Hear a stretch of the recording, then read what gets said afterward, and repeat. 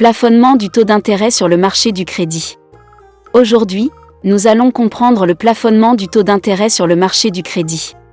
Avant d'y arriver, nous vous invitons à mettre une pause à cette vidéo, à cliquer sur le pouce bleu, vous abonner et activer la cloche de notification pour ne rien rater de nos prochaines vidéos.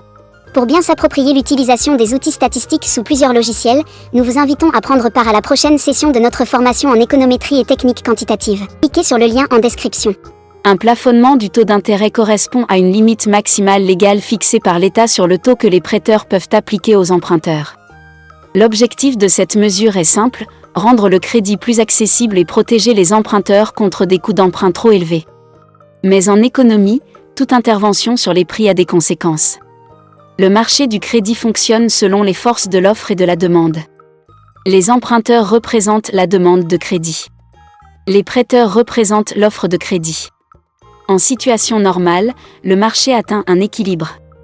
À ce point, le taux d'intérêt d'équilibre, que l'on note R0, permet d'égaliser la quantité de crédit demandée et la quantité offerte, notée Q0.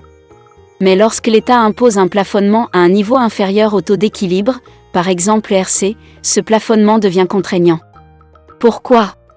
Parce qu'à ce taux plus faible, emprunter devient moins coûteux. La demande de crédit augmente donc.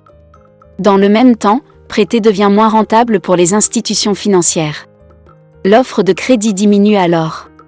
On se retrouve ainsi avec une situation où la quantité demandée, notée QD, devient supérieure à la quantité offerte, notée QS. Cet écart crée ce qu'on appelle un excès de demande, ou encore une pénurie de crédit. Autrement dit, davantage de personnes souhaitent emprunter, mais moins de crédit est réellement disponible. Regardons maintenant ce que montre le graphique. La courbe décroissante représente la demande de crédit. La courbe croissante représente l'offre de crédit. Le point d'intersection des deux courbes, noté E0, correspond à l'équilibre du marché. À ce niveau, le taux d'intérêt est R0 et la quantité de crédit échangé est Q0. Lorsque le plafonnement est fixé à RC, en dessous de R0, la quantité demandée augmente jusqu'à QD, tandis que la quantité offerte diminue jusqu'à QS. La distance entre QS et QD représente la pénurie de crédit. Cela signifie qu'une partie des emprunteurs qui souhaitent obtenir un prêt au taux plafonné ne pourra pas en bénéficier. Quelles sont alors les implications dans le monde réel ? Premièrement, le plafonnement peut provoquer une insuffisance de crédit disponible. Deuxièmement, les prêteurs peuvent mettre en place un rationnement du crédit. Au lieu d'utiliser le taux d'intérêt pour sélectionner les emprunteurs, ils vont davantage se baser sur d'autres critères, comme le revenu, le score de crédit ou les garanties. Troisièmement, certains emprunteurs exclus du marché formel peuvent se tourner vers des marchés informels ou illégaux, souvent plus risqués et plus coûteux. Enfin, ce type de politique peut aussi freiner l'innovation financière, réduire l'accès au crédit et affecter à long terme la croissance économique ainsi que l'inclusion financière. Que faut-il retenir ? Le plafonnement du taux d'intérêt peut sembler favorable aux emprunteurs, car il réduit le coût apparent du crédit.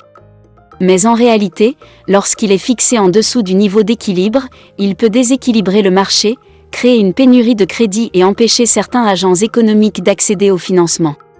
En économie, un prix artificiellement maintenu en dessous de son niveau d'équilibre peut donc produire des effets contraires à ceux recherchés. Merci d'avoir suivi cette explication.